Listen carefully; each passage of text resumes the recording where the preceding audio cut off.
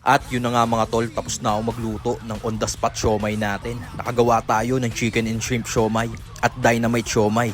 Isa na naman to sa mga original shit ni Tito Otits, tropa. Ganyan ang galawang Tito Otits, nag-iisa, walang katulad. So paano tol, tara, bakbakan na natin to. Yun mga tol, ngayong gabi, pinagawa natin dalawang klaseng mabangis na siomay. Gumawa tayo ng dynamite siomay. Tapos meron din tayo ritong chicken and shrimp siomay. So paano, timusan ko na to. Pero bago ang lahat, buksan muna natin to. Yan. Tagay po. Panalo.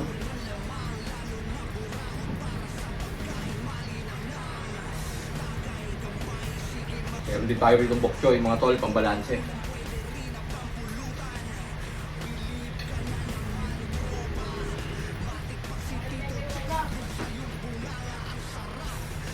Lagyan din natin ng ano, yan, bomba.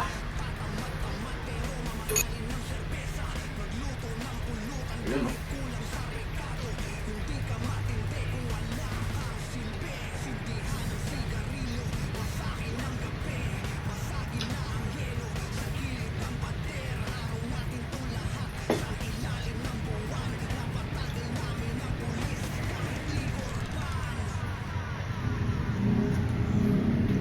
Tagay po.